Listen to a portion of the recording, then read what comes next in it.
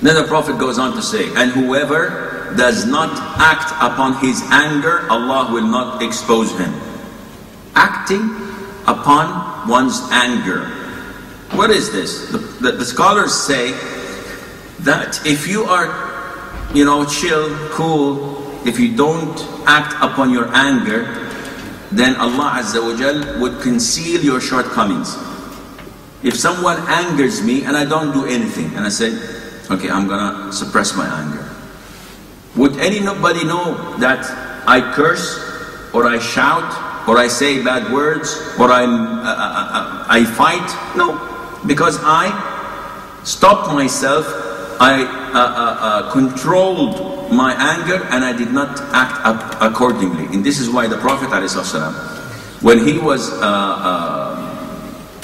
asked by one of his companions to give him nasiha and to give him advice, and he said, "Awsini." What did the Prophet say ﷺ? Do not become angry. Okay. What else? Do not become angry. Do not become angry. Do not become angry. What does this mean? This means that it is extremely dangerous in Islam to become angry. Sheikh, if I don't become angry, I'm not a man. Do you mean to tell me that I'm walking with my wife and someone says bad things to my wife or does something to her and don't become angry?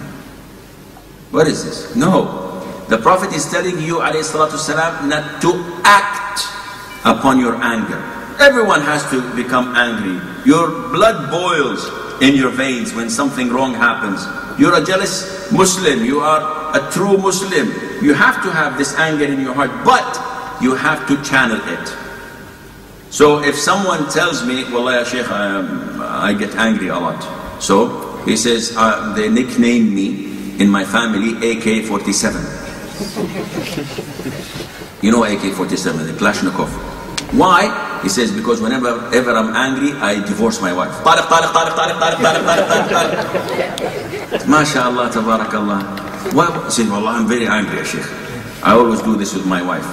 And he is lying. He's not angry. He's just expressing himself. Because if he was angry, this anger would be even against someone who is 6'4" and lots of muscles, not necessarily from Brussels. He should, but when it comes to this man, okay, I'm going to control my anger for the sake of Allah.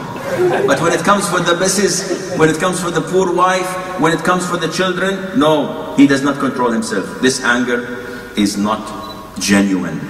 So each one of us must get angry every now and then. The Prophet is telling you, do not act upon your anger. So if you're angry with your child, don't spank him. Spanking the child or any grown up on the face is haram, which means you cannot even box, because boxing involves hitting. This is not our topic. Anyhow, so do not act upon your anger. Not only this, the Prophet says, ﷺ, giving you the glad tidings, that whoever suppresses his rage, even though he is able to express it, Allah will fill his heart with hope on the Day of Judgment. Okay, what's the difference? Now, in the first, you have to control your anger so that Allah would not expose your shortcoming.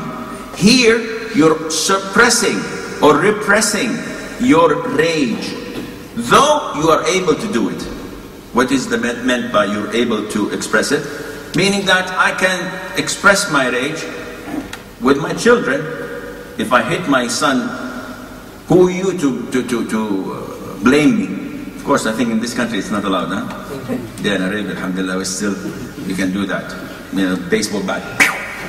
No, we don't do it, alhamdulillah. We don't hit our children with the grace of Allah. But still, if I do this, I can do it. If I come out and express my anger or rage on my wife, on my co-worker, if I'm driving on the road and somebody cuts through me and I hit him back, I expressed my rage. I can do this. I can afford it. I'm insured. Alhamdulillah. The Prophet says, if you can express this rage, but you still suppress it, what will happen? Allah would fill your heart with hope on the Day of Judgment.